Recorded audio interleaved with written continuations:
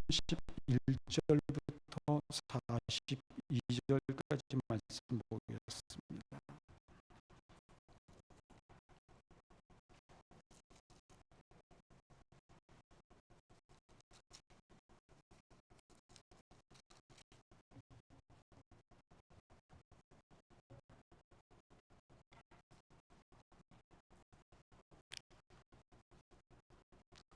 이날은 준비일이라 유대인들은 그 안식일이 큰 날이므로 그 안식일에 시체들을 십자가에 두지 아니하리하여 빌라도에게 그들의 다리를 꺾고 시체를 치워달라니, 군인들이 가서 예수와 함께 못 박힌 첫째 사람과 또 그 다른 사람의 다리를 꺾고, 예수께 이르러서는 이미 죽으신 것을 보고 다리를 꺾지 아니하고, 그중 한 군인이 창으로 옆구리를 찌르니 곧 피와 물이 나오더라.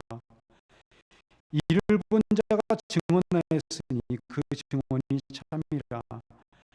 그가 자기 말하는 것이 참인 줄 알고 너희로 믿게 하려 함이니라.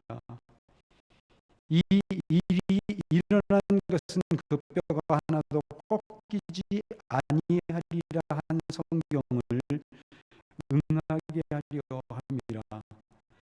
또 다른 성경에 그들이 그 찌른 자를 보리라 하였느니라. 아리마대 사람 요셉은 예수의 제자이나 유대인이 두려워 그것을 숨기더니 이 일 후에 빌라도에게 예수의 시체를 가져가기를 구하매 빌라도가 허락하는지라. 이에 가서 예수의 시체를 가져가니라.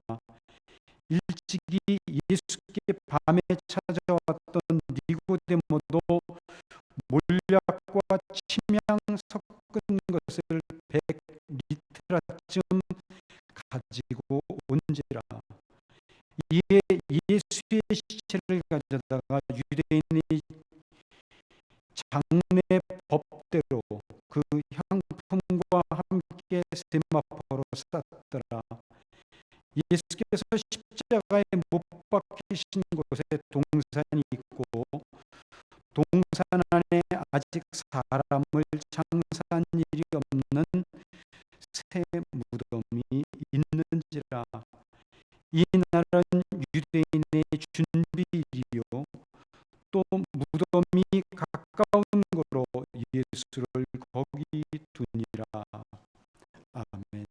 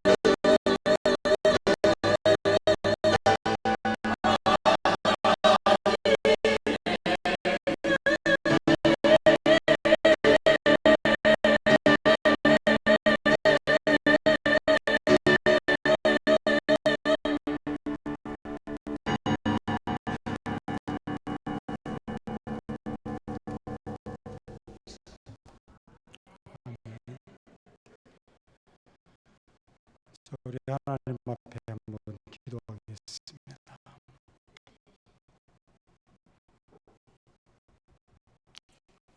이제 이 시간을 통해 우리가 말씀을 중심으로 함께 이 말씀을 묵상해 가기를 원합니다. 성령 하나님께서 우리 모두의 마음을 열어주시고 각자의 삶 속에 적용이 되어져야 될 것들, 도전으로 다가와야 될 것들, 없어서는 안 될 것들이 나뉘어질 수 있는 소중한 시간이 되어지도록 인도해 주시옵소서. 예수님의 이름으로 기도드렸습니다. 아멘.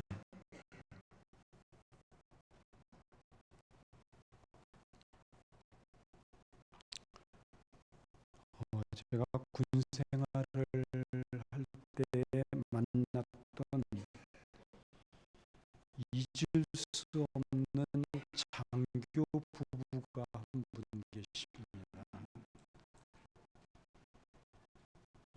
남편 되시는 집사님 성함이 아마 제가 기억하기로는 윤판석 대위였었던 것 같아요. 네. 부부가 하나님을 아주 잘 믿는 그런 분이었어요. 특히 부인 되시는 집사님은 얼마나 신실한 분인지 모릅니다. 제가 제대 말년에 포병연대에 소속된 교회에서 군종 생활을 하고 있었는데 그 교회에 나오시는 분들이었습니다. 자신이 포대장으로 있을 때 부하 하나가 큰 대형 사고를 치는 바람에 계속 진급에서 탈락되고 제가 제대하기 직전에는 이제 그 마지막 진급을 앞두고 있는, 그래서 대위로서는 최고참에 이르기까지 진급을 하지 못하는 그런 상황 가운데 있었습니다. 근데 이 진급을 앞두고 있는 이 윤 집사님이 어느 날부터인가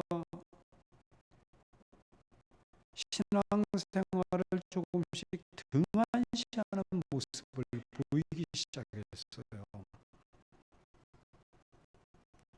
윗사람들에게 잘 보여야 되기 때문에 주일날에도 가끔씩 교회를 나오지 않는 모습이 있었고, 윗사람을 만나러 가는 그런 모습을 보였습니다.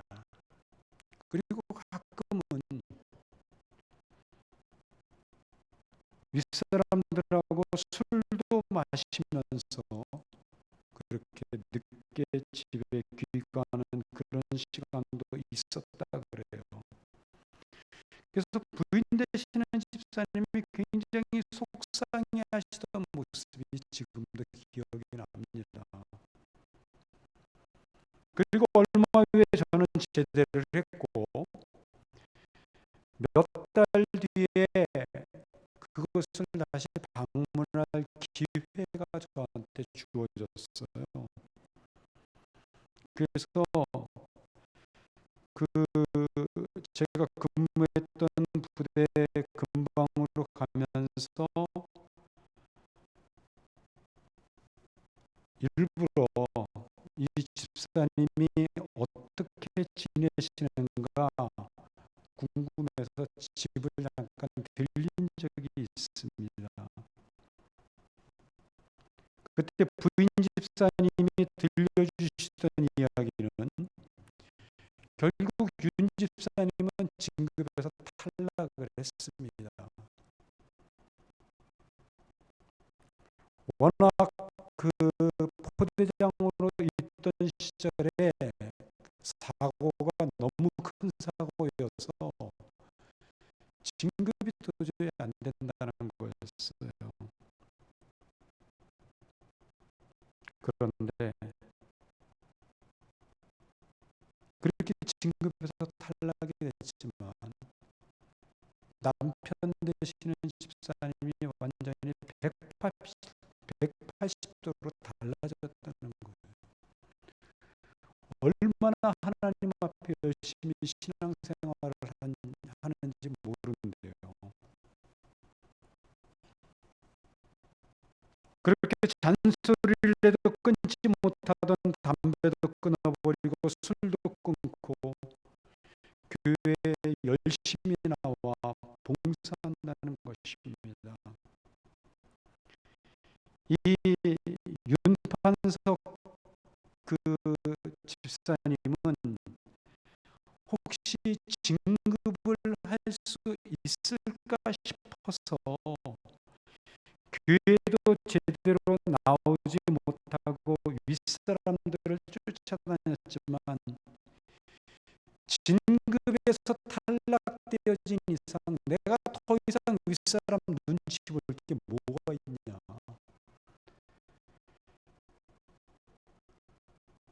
하나님 앞에 하나님도 제대로 섬기지 못하면서 그렇게까지 진급을 하려고 그랬는데 이제는 더 이상 내가 윗사람에게 눈치를 볼 필요가 없기 때문에 정말 내가 하나님을 위해서 열심히 살겠다.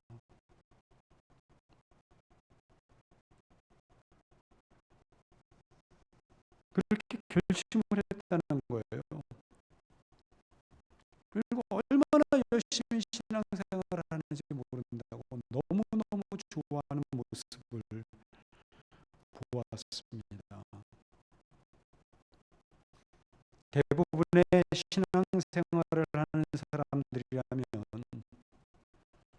이렇게 진급을 앞에 두고 있다가 진급에 탈락됐을 때 좌절을 하게 되고 오히려 하나님을 더 등한시할 것 같은데 이 윤집사님은 반대로 하나님을 더욱 의지하고 섬기는 기회가 되어진 것입니다.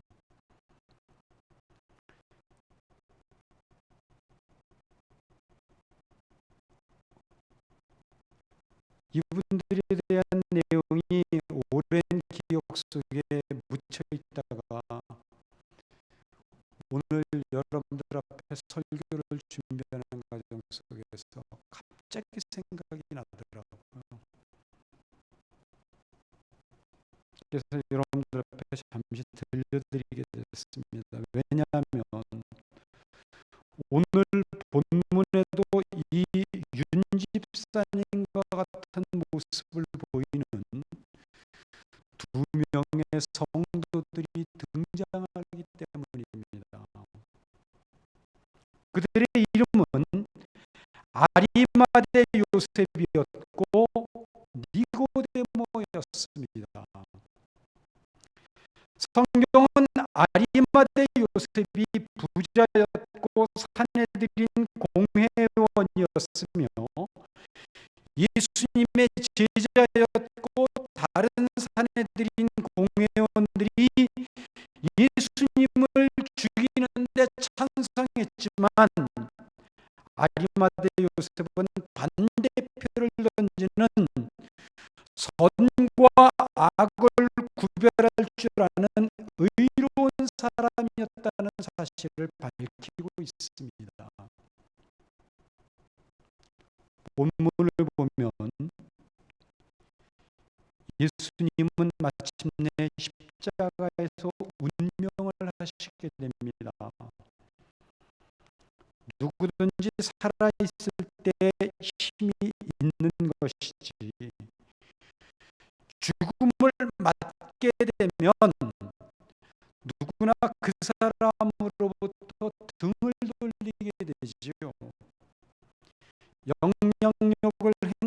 수 있는 사람이 없어졌기 때문에 더 이상 자기 자신에게 도움이 되어지지 못한다고 생각하기 때문입니다. 그래서 우리나라 속담에도 그런 속담이 있죠. 정승집 개도 죽으면 문상 가지만 정승이 죽으면 문상 안 간다. 그런 속담이 있지 않습니까? 권력의 실세가 죽으면 아무에게도 영향을 미칠 수 없기 때문에 외면한다는 거죠. 그래서 예수님을 따르던 제자들도 마찬가지였고, 더 이상 예수님은 십자가의 죽으심으로 인해서 어느 누구에도 영향력을 미칠 수 없게 된 바로 그 시점에 아주 희한한 일이 일어난 것입니다. 지금 예수님을 십자가에 못 박아 죽인 무리들은 살기 등등했고, 예수님을 옹호하는 어떤 사람도 또다시 죽일 수 있는 그런 흥분된 그런 시점이었어요. 그런 상황이었어요. 바로 그런 위험한 시기에 오늘 본문은 두 사람의 등장을 말합니다. 한 사람은 요한복음 3장에도 등장하는 니고데모라고 하는 사람이고, 다른 한 사람은 니고데모와 같은 사내들인 공회원으로 오늘 본문에 처음 등장하는 아리마대 요셉이라고 하는 사람입니다. 당시의 사내들인 공회원은 오늘날 국회의원이 가지고 있는 권력보다도 더 센 권력입니다. 몇 배나 강력한 힘을 가지고 있는 그런 권력층에 있는 사람이에요. 그런데 이들의 등장은 자신들의 목숨까지도 걸어야 하는 그런 상황이지요. 그리고 목숨을 건다고 해도 누가 도와줄 수 있는, 그래서 예수님과 같이 힘이 될 수 있는 분이 없는 그런 상황이었습니다. 그리고 이 두 사람의 등장은 자칫 자신들이 지금까지 쌓아온 부와 명예와 권력을 한꺼번에 모두 잃어버릴 수도 있는 그런 위험한 일들을 지금 행하고 있는 것입니다. 그런데도 그들은 공개적으로 예수님의 장례 절차를 위하여 성경에 등장하고 있습니다. 이들의 이름이 성경에서 쉽게 눈에 띄지 않았던 사실에 비추어 볼 때 이들은 몰래 예수님을 추종했던, 그리고 본문 가운데도 그 내용이 나오지요.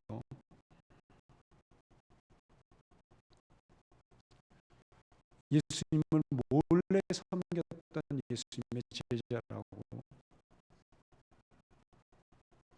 그러나 예수님으로부터 은혜를 받고 진심으로 예수님을 따르고자 했던 사람들임이 틀림없습니다. 예수님의 죽음이 오히려 자신들이 얼마나 예수님을 신뢰했던가, 따르고자 했던 어땠던가를 장례 절차를 통해 드러나게 만들었던 것입니다. 마치 위에서 잠시 소개했던 그 윤판석 집사님이라는 분과 같이 자신이 진급 탈락 이후 더욱 열심히 하나님을 섬기는 계기가 된 것처럼 예수님의 죽음이 이 두 사람을 더욱 하나님 앞에 담대한 삶을 살아가게 만드는 계기가 되었다는 것입니다. 만약 예수님이 돌아가시지 않았다면 우리는 성경에서 아리마대 요셉이라는 이름을 찾아낼 수 없을지도 모릅니다. 그리고 우리는 본문의 내용을 대할 때마다 참 대단한 사람들이다. 어떻게 자신들이 누리던 위치와 부와 권력이 있고 누리던 삶이 있는데 그것까지도 전부 내어놓고 예수님의 장례를 진행하려고 했을까? 감탄을 하거나 또는 반대로 예수님 생전에 그 이름이 나타나지 않았다는 사실에 비추어 적어도 저런 식의 몰래 숨어 사는 신앙인은 되지 말아야지 라는 식의 섣부른 판단들을 쉽게 하시지요. 그런데 이 사실 앞에서 우리가 놓치면 안 되는 아주 중요한 신앙의 원리가 하나 있습니다. 이들의 모습 속에 그것은 이들이 이렇게 자신들을 보호해 줄 수 있고 지켜줄 수 있는 예수님이 돌아가셨음에도 불구하고 자신의 신앙을 드러낼 수 있었던 것은 이미 이들의 마음속에는 예수라는 생명이 심겨진 결과라고 하는 원리입니다. 조금 더 쉬운 예를 하나 드릴까요? 제가 지난 봄 끝 무렵에 미스킴 라일락이라고 하는 화분 하나를 아주 비싼 값을 주고 샀어요. 미스킴 라일락은 밖에서 키우는 그 나무가 아니라 집 안에서 키우는 화초입니다. 제가 라일락 향기를 워낙 좋아하다 보니까 집안에 라일락 향기로 한번 가득 채워보려고 하는 욕심 때문에 화분을 구입한 건데 라일락 향기를 빨리 맡아보려고 꽃몽울들이 굉장히 많이 올라와 있는 그런 나무를 구입을 한 거예요. 혹시라도 이 나무를 죽일까 싶어서 그 화분을 판매하는 주인한테 물어봤어요. 물은 언제 주어야 되고 얼마 정도 주어야 되고 이런 자세한 내용들 주고 그대로 했어요. 그런데 아무리 시간이 지나도 꽃이 피질 않는 거예요. 그리고 얼마 있다가 어느 날부턴가는 잎이 하나씩 하나씩 떨어지기 시작하더니 꽃을 금방이라도 피울 것 같은 꽃봉오리들이 말라 비틀어지기 시작하면서 나뭇잎이 모두 떨어지고 말았어요. 제가 생각하기에는 그래도 이 나무가 살아있는 것 같은데 여름이 되면 아마 이거는 일반 나무 라일락하고 달라서 화초이기 때문에 그냥 잎이 떨어지나 보다 그렇게 생각을 했어요. 그래도 혹시나 싶어서 저희 교회에서 이 꽃을 잘 키우시는 몇몇 분들한테 이 얘기를 했더니 나무가 죽은 것 같다고 가지고 와보라는 거예요. 가지고 왔습니다. 그러더니 나뭇가지 하나를 딱 꺾어보더니 죽었다 그러는 거예요.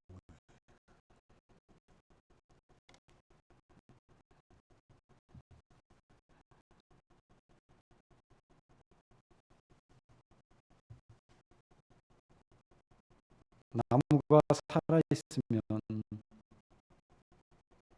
그 안에 파릇파릇한 생명력이 보이지요. 참 기가 막혔어요. 무엇이 잘못되었는지 모르겠지만 나무는 이미 죽은 뒤였습니다. 그런데 겉으로 보기에는 멀쩡한 거예요. 겨울이 되면 대부분의 나무들의 잎이 떨어지지요. 죽은 나무와 살아있는 나무를 어떻게 구분할 수 있는지 아세요? 가지를 꺾어보면 그 안쪽이 파릇파릇한 기운이 있느냐 아니면 말라 있느냐를 보면 알 수 있습니다. 그런데 이렇게 겨울에는 죽은 것 같아서 같이 보이는 나무, 그래서 잎이 하나도 없는 나무도 그 안에 생명이 있다면 봄이라고 하는 계절을 만났을 때 잎을 내고 꽃을 피우는 반응을 하게 됩니다. 생명이라는 게 그런 거예요. 생명이라는 게. 그리고 봄은 생명을 만들어내는 계절이 아니라 생명이 마음껏 활동할 수 있도록 돕는 계절이지요. 봄이라는 계절은.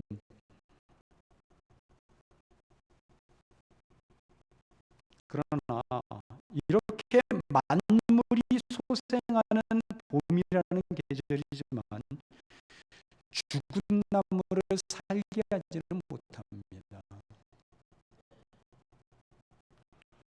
구원의 문제에 있어서도 똑같아요, 원리가. 이미 예수라는 생명이 있는 사람들은 반드시 봄이라고 하는 계절을 만나게 될 때에 잎을 내고 꽃을 피우는 모습으로 반응하게끔 되어져 있어요.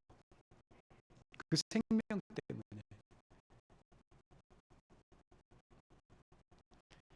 요셉과 니고데모도 바로 그런 경우였던 것입니다. 이미 그들 안에는 하나님의 은혜로 인하여 어느 시점인지는 알 수 없지만 예수라는 생명이 심겨져 있었던 것입니다. 우리의 구원과 신앙생활은 이렇게 예수라는 생명이 심겨져야 반응을 하게 되는데, 구원을 얻은 사실에 대한 믿음의 확신과 함께 신앙생활 속에서 하나님이 원하시는 삶을 살아가는 모습으로 그 생명은 반응하게끔 되어져 있는 거예요. 그런데도 우리가 쉽게 착각하는 것 가운데 하나는, 내가 열심히 회개를 하고 기도를 하고 예배를 드리고 봉사를 했기 때문에 하나님이 이런 나의 정성을 보시고 구원하셨다. 혹은 신앙과 관련하여 그 어떤 것들을 이루어 주신다고 생각하지요? 아닙니다. 우리가 회개의 기도를 하고 예배를 드리고 봉사를 하는 것은 이미 우리 안에 예수라는 생명이 심겨졌기 때문에 봄이라는 계절을 만남으로 해서 반응하게 되어지는 내용물들이 바로 회개, 기도, 예배, 봉사라는 모습으로 나타나는 것뿐인 거예요. 우리가 이것을 착각하면 안 됩니다. 심지어는 내가 예수님을 믿고 하나님을 믿는 그 자체도 이미 내 안에 예수라는 생명이 들어와 있는 결과라는 사실을 잊으시면 안 됩니다. 예수라는 생명이 성령을 통해 이미 우리 안에 들어와 있기 때문에 복음의 말씀을 우리가 듣게 될 때 회개의 눈물을 흘리게 되고 예수를 믿고자 하는 믿음이 생기고 하나님께 헌신하는 삶을 살아가는 모습으로 나타나게 되는 것이지요. 그래서 우리가 회개를 했기 때문에 깨끗해지는 것이 아니라 예수라고 하는 생명이 이미 우리 안에 들어와 있기 때문에 죄를 죄로 알고 하나님 앞에 나를 불쌍히 여기시옵소서 라고 회개의 기도를 드리고 눈물을 흘림으로 하나님이 우리의 모든 죄를 용서하시고 사랑하심으로 깨끗해지는 것이고 하나님을 아버지로 고백할 수 있게 되는 것입니다. 그런 의미에서 회개는 생명을 얻는 방법이 아니라 생명이 있기 때문에 하나님 앞에 반응하는 죄에 대한 우리의 참된 신앙 고백이 되는 것입니다. 그게 회개입니다. 우리가 이 관계와 순서를 잘 알지 못하면 올바른 신앙생활을 방해하는 결과를 가져오게 됩니다. 우리가 신앙생활 속에서 자주 만나게 되는 아픔 가운데 하나는 내가 이런 삶을 살고도 이런 생각을 하고도 하나님의 자녀라고 할 수 있는가는 죄책감에 사로잡혀서 자주 좌절하고 낙담하는 경우들이 많이 있지 않습니까? 그래서 이 죄책감 때문에 우리가 얼마나 눌리는 삶을 살아가고 있습니까? 내가 해야 하는데 하지 못했다는 죄책감 속에서 우리가 신앙생활을 하나님과의 관계로 하는 것이 아니라 이 죄책감을 벗어버리려고 하는 열심으로, 즉 내가 이렇게 행하면 하나님이 나를 다시 용서해 주시고 받아주실 거야, 나에게 은혜를 베푸실 거야, 나에게 다시 축복해 주실 거야 라는 생각 속에서 신앙생활을 하는 경우들이 많이 있다는 것입니다. 그러나 우리는 신앙생활 속에서 자격을 이야기하는 것만큼 신앙생활 자체를 방해하는 것도 없다는 사실을 아셔야 됩니다. 우리의 신앙생활 속에서 늘 우리의 마음에 걸림돌이 되는 것은, 그래도 내가 교회 목사고 장로인데 겨우 요 정도 수준밖에 안 되나? 그래도 내가 교회에서 권사 집사로 임명이 되었는데 아직도 나는 이런 식으로 신앙생활을 할 수밖에 없을까? 아무리 생각해봐도 나는 받은 직분을 감당하기에는 너무나 연약한 자야. 에이, 내가 이래가지고 신앙인이라고 할 수 있을까? 이런 죄책감에 늘 사로잡혀 겨우 신앙생활을 하고 있다는 것입니다.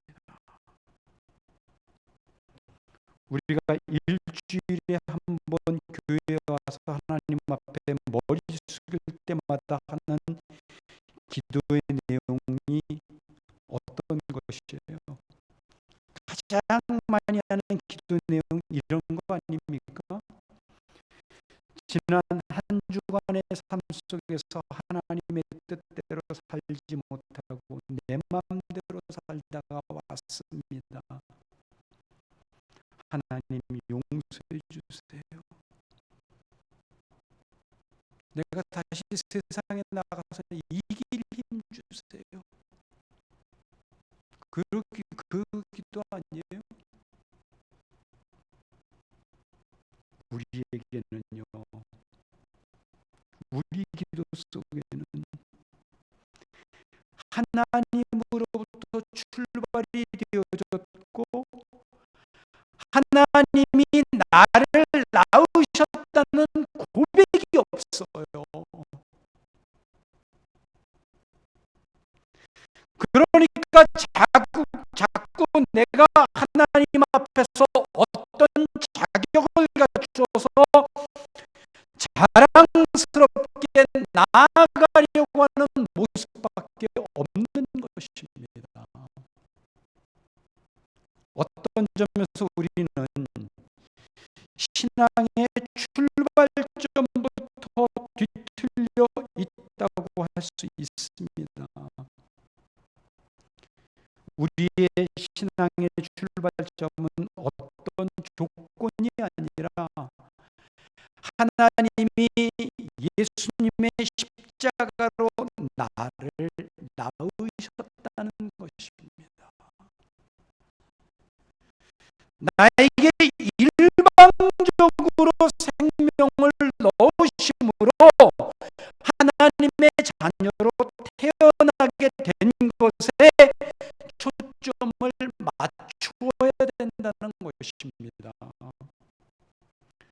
성경은 이 사실을 강조하고 있지요. 우리가 함께 봤던 본문 34절에서 굳이 예수님이 죽으신 사실을 증거하는 것으로 왜 피와 물을 흘리셨음을 말하고 있을까요? 왜 피와 물을 흘리셨음을 강조할까요? 왜?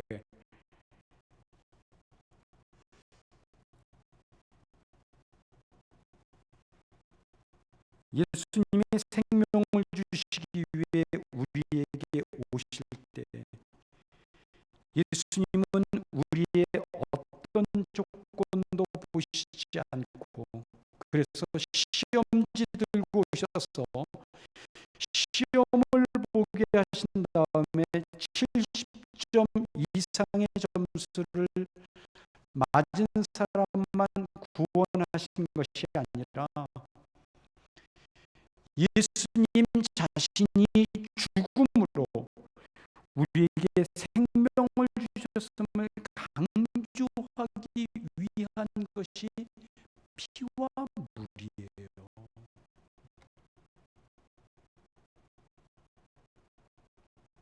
피가 응고되면 어떻게 돼요?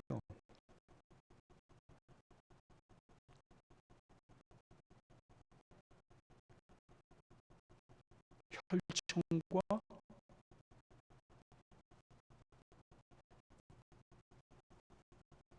응고되어진 그 뭐라 그래요?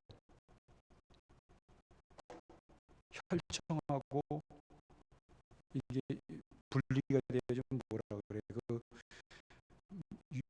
그 피가 가라앉게 되면 피 덩어리가 되고 그 위에 맑은 물이 뜨지요.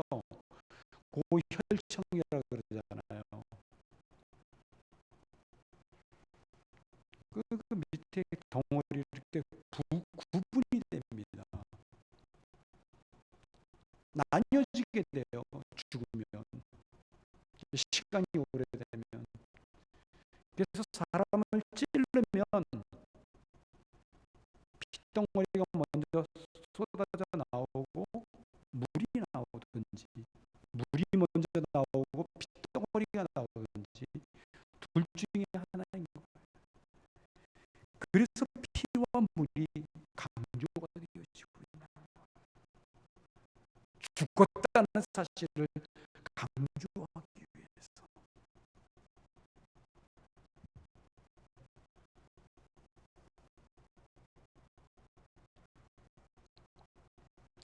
우리가 하나님이 치르는 시험에 70점 이상을 받아 구원을 얻은 것이 아니라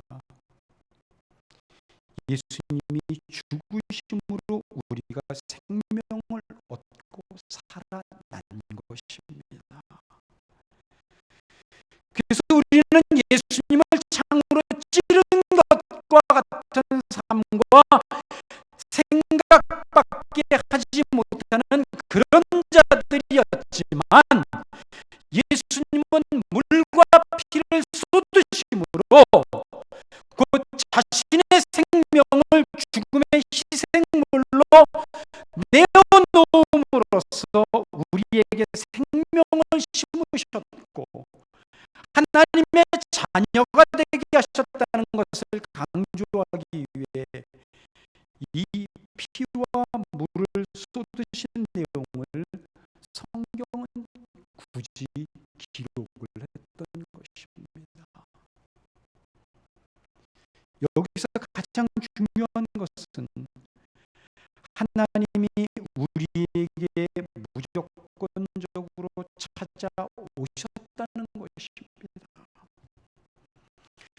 그래서 우리가 요셉이나 니고데모처럼 자신의 모든 기득권을 잃는다 할지라도 목숨을 잃게 된다 할지라도 기꺼이 예수님을 장례치를 수 있었던 것은 바로 그 안에 예수라는 생명이 심겨진 반응으로 나타난 결과였다는 사실을 볼 수 있어야 된다는 거예요.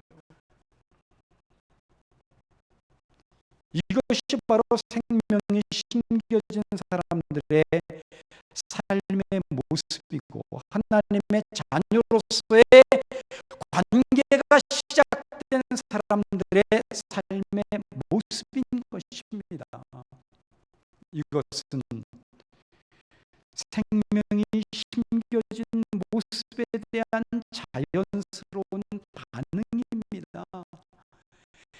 내가 해야겠다고 결심을 해서가 아니라 생명이 있다면 누구에게나 나타나는 반응이라는 것이지요. 그래서 우리는 봄이라는 계절에 아름다운 꽃을 피우는 나무들을 보고 저 나무는 생명이 있구나를 아는 것과 같은 이치인 것입니다.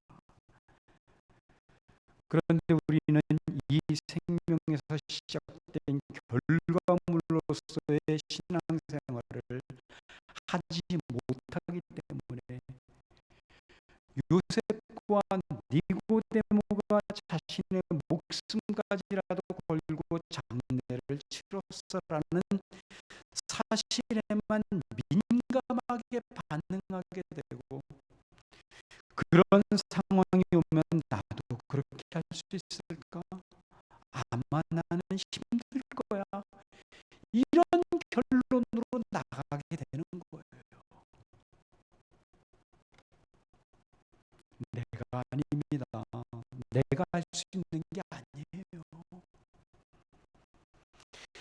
내 안에 있는 생명이 하나님과 자녀라는 관계를 이루어 하나님을 알아가는 삶을 통해 친밀함 가운데로 연결시킬 때, 만나게 될 때 나로 하여금 할 수 있는 사람으로 만들어가는 것입니다.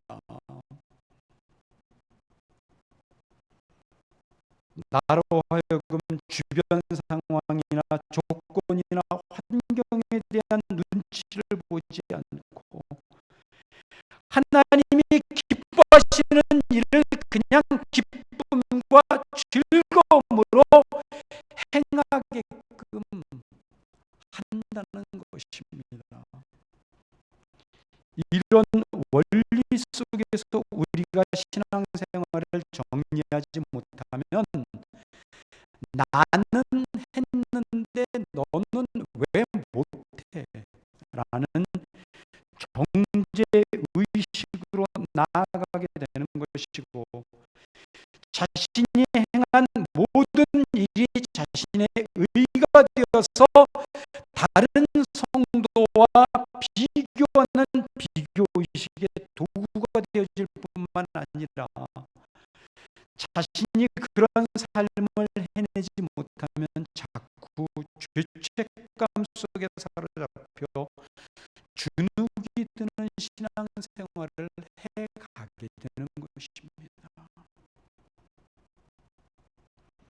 그런 점에서 우리는 내가 하나님을 붙잡고 있는 것이 아니라 하나님이 나를 붙잡고 있다는 분명한 신앙 고백이 있어야 한다는 사실을 알아야 되겠지요. 우리가 믿음의 삶을 살면서 하나님 앞에 가장 부끄러운 죄를 짓는 것이 무엇인 줄 아세요? 내가 하나님의 자녀라는 사실을 놓치고 사는 거예요. 그게 가장 부끄러운 죄예요.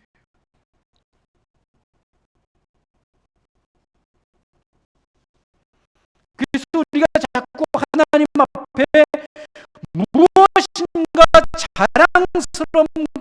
자랑스럽고 떳떳한 일을 통해 안심하고 하나님의 자녀로서의 삶을 살았다고 착각하게 되는 것입니다. 그걸 잃어버리기 때문에.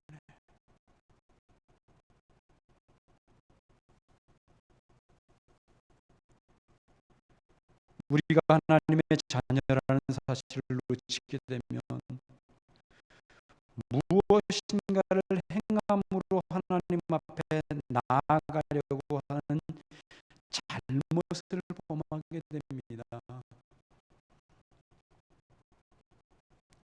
우리들의 자녀가 우리들 앞에서 우리의 자녀라는 것을 증명하려고 애를 쓴다면 얼마나 웃기는 일이겠어요. 그게.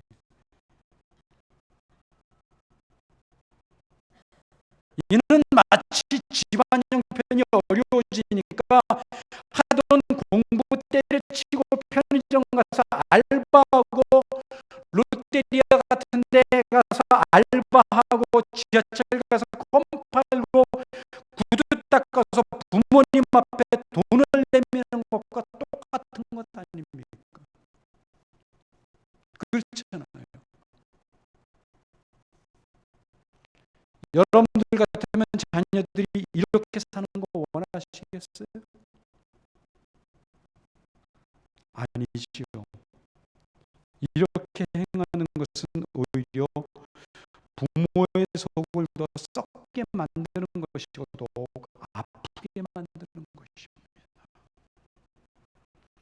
우리의 신앙생활이 이렇게 하나님의 마음을 더욱 아프게 하고 하나님의 속을 썩게 하면 안 되는 것이지 않습니까? 우리의 신앙생활은 하나님이 보란 듯이 하는 것이 아닙니다. 또 하지 못한 일들 때문에 늘 죄책감에 사로잡혀 있는 모습으로 하는 것도 아닙니다. 진짜 신앙생활은 하나님과 나와의 관계, 하나님께서 나에게 생명을 주셔서 낳으시고 자녀로 삼아주셨다는 관계 속에서 어떻게 이 관계로 말미암아 그 깊이를 더해가고 하나님과의 친밀함 속에서 하나님을 향한 나의 감격스러운 반응으로 기쁨으로 행할 것인가에 달려 있는 것입니다. 그러므로 지금 우리들이 마음을 쏟아야 할 부분은 정말 나의 구원이 하나님의 은혜로 인하여 이루어진 것인가를 확인하는 것이고, 내가 하나님의 자녀됨 그 자체를 즐기고 기뻐할 수 있어야 하는 것입니다. 그리고 하나님의 자녀로서 관계 속에서 어떻게 하나님을 알아감으로 하나님과의 친밀함을 고백할 수 있을 것인가에 집중하십시오. 내가 하나님을 위하여 선한 일을 하고 무엇인가를 행하는 삶은 그 다음에 자연스럽게 나타나는 문제입니다. 그것이 주가 되면 안 된다는 것입니다. 그것은 요셉과 니고데모가 보여준 것처럼 생명이 있는 성도들은 때가 되면 자신의 목숨을 걸고라도 하나님이 원하시고 기뻐하시는 일을 그냥 평상시의 일처럼 기쁨으로 행하게 되는 것입니다.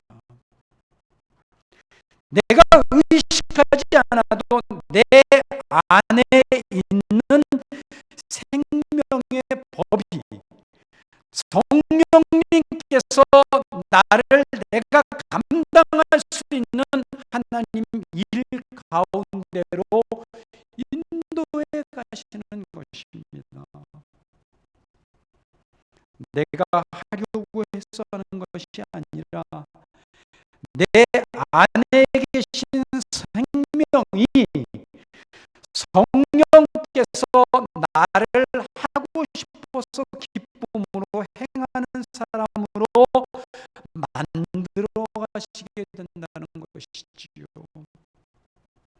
그래서 여러분들의 삶이 하나님과의 더욱 깊은 사랑의 관계 속에서 늘 하나님이 기뻐하시고 즐거워하시는 믿음의 삶을 살아내므로 하나님의 기쁨이 되는 삶,